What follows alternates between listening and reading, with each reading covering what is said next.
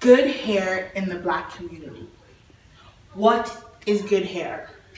This is a matter of opinion, so really, when asked that question, we shouldn't all think of the same thing. Think of what the ideal characteristics of good hair should be for you. It could have looked like anything.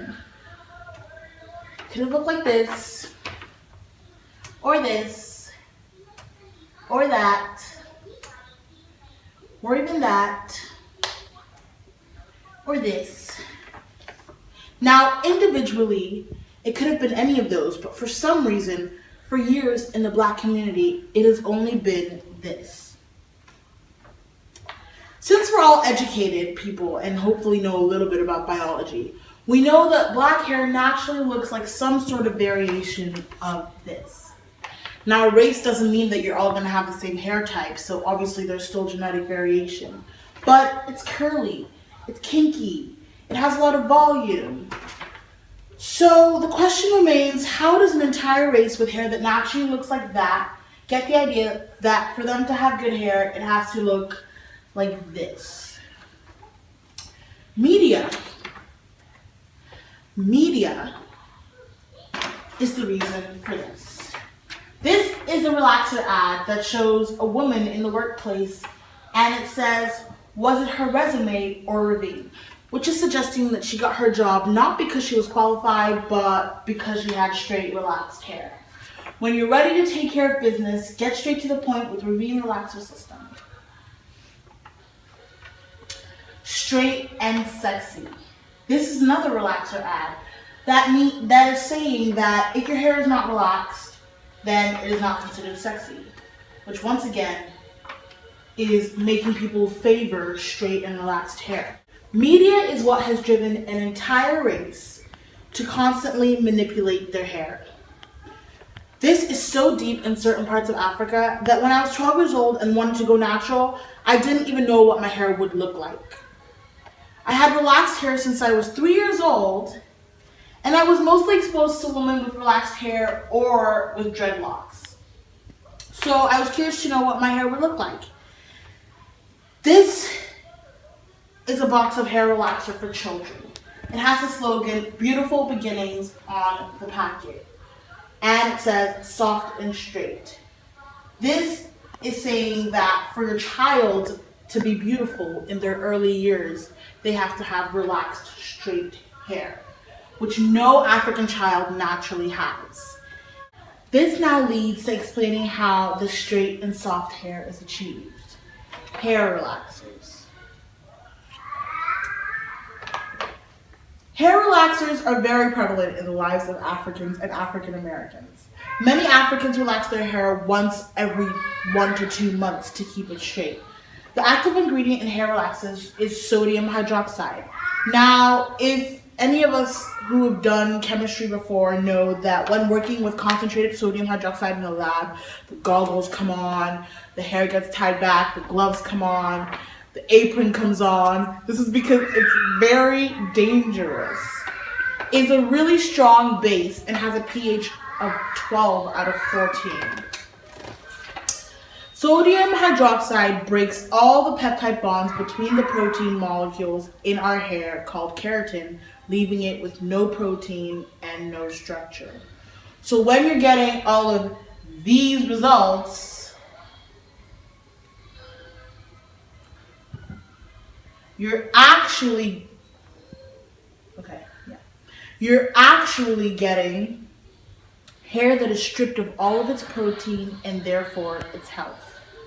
Yet people in the Black community have so many negative ways of describing perfectly healthy hair. For example, people say, her hair is so hard, that hair looks unkempt. She looks like a village girl.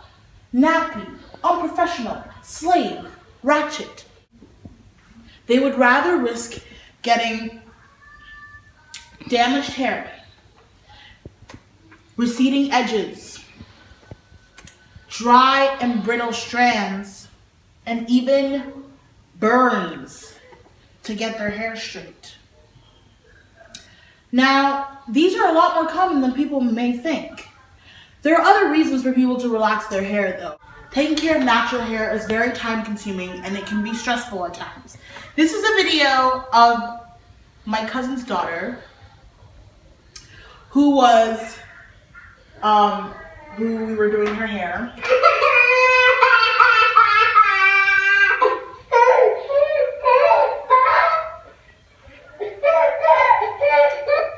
Okay, that's just a short clip showing why a lot of mothers would instead relax their children's hair, because it is stressful taking care of natural hair. Combing it is painful. It's stressful. But so they would opt to protective styling. Okay, everybody. I'll cut that part out. They would do things such as braids, weaves, wigs. There are also a lot of myths about natural hair because people don't spend a lot of time with their hair when they always have it in a protective style. So a lot of people don't know really how to take care of natural hair, even though it is the hair that they have. Some myths are that natural hair is very strong. This is a lie. It's actually the weakest hair type. This is because every single curl or kink is a potential breaking point. Straight hair has none of that, so it doesn't have any potential breaking points. It's not prone to breakage, but curly hair does, especially this type, which is the type I have. It has a lot of potential breaking points. So combing it, it breaks a lot. That's why it's very weak, not strong. If it was strong, then it would grow really long. Natural hair can't be combed. This is another myth. This is because people try to comb their hair when it's dry. The chemical composition of a curly textured hair strand makes it most pliable when it is wet. So it only makes sense to comb your natural hair when it is wet, not dry. The chemical composition of a straight strand makes it weakest when it's wet and strongest when it's dry, so it should be combed when it's dry. People do not understand that you cannot take care of this hair the same way you take care of that hair. Natural hair can't grow long. This is another myth. It can grow long. The only thing is people don't see the length because they're not putting enough tender love and care into their afros, so it's breaking at the same time that it's growing. Some people think that afros are strong, so they don't care at all when they're combing all the hair out. They don't know that they're breaking off all the length that they would retain if they handled it more carefully. So it does grow. You just don't see the length because it's either breaking while it's growing, or it's just shrink. It's an afro. It doesn't fall down, so you won't see the length. It's shrunken afro. So even if it's growing, it might look the same length for a long time until you get a blowout. Braiding your hair makes it grow. This is the greatest myth of all time. Braiding your hair doesn't actually make it grow. It is a protective style, so it keeps your tips in place, which means it can help you retain length if the braids are not done too tightly and if it's well taken care of. But braiding your hair doesn't actually pull the hair out of your scalp. Some people think that if you make your braids tighter, it'll promote hair growth. That's actually the opposite. Your braids shouldn't be tight. It doesn't matter how tight you make it because it's not going to pull the hair out and make it grow. That's a myth. So even though there is all of this negative stuff about natural hair, there has recently been sort of a natural hair revolution in the United States and in England, and slowly sort of happening in Africa, but not as fast, and it's just not as prevalent yet.